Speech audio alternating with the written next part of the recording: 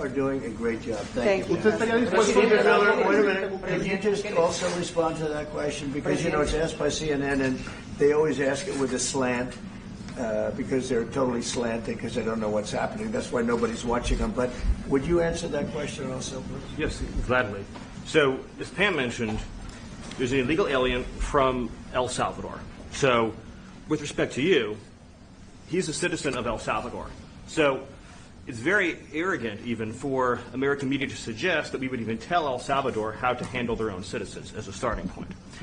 As 2 immigration courts found that he was a member of MS-13.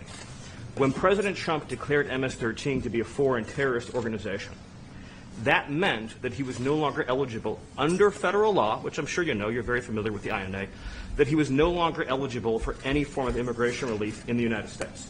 So he had a deportation order that was valid, which meant that under our law, he's not even allowed to be present in the United States and had to be returned because of the foreign terrorist designation. This issue was then, by a district court judge, completely inverted, and a district court judge tried to tell the administration that they had to kidnap a citizen of El Salvador and fly him back here.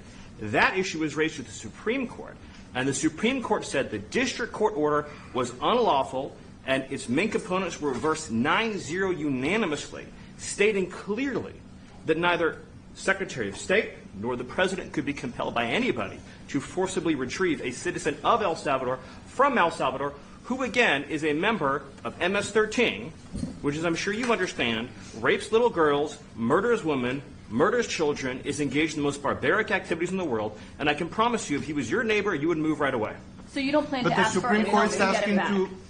And what was the ruling in the Supreme Court, Steve? Was it 9-0? Yes, it was a 9-0 in our favor. In our favor, against the district court ruling, saying that no district court has the power to compel the foreign policy function of the United States.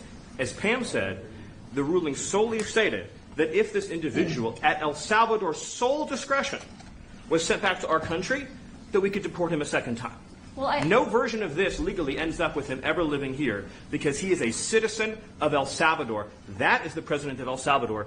Your questions about it, per the court, can only be directed to him.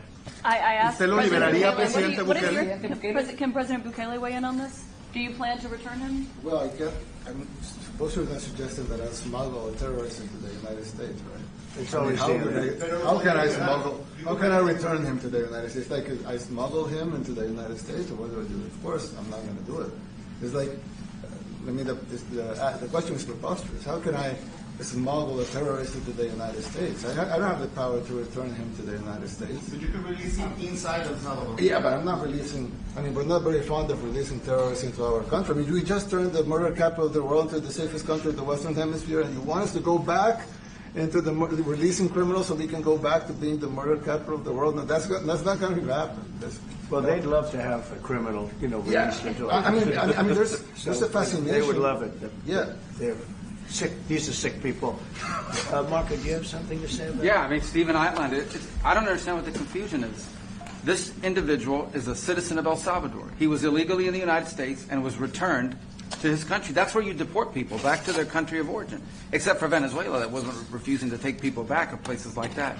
I can tell you this, Mr. President. No, the foreign policy of the United States is conducted by the President of the United States, not by a court. And no court in the United States has a right to conduct the foreign policy of the United States. It's that simple. End of story.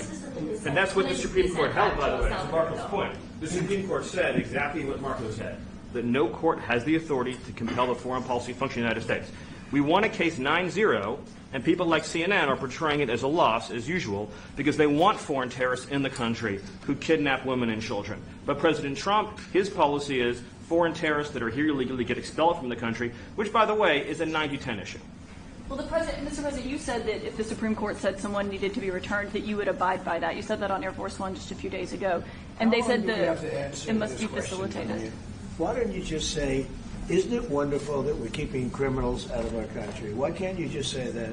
Why do you go over and over? And that's why nobody watches you anymore. You have no credibility. Please go.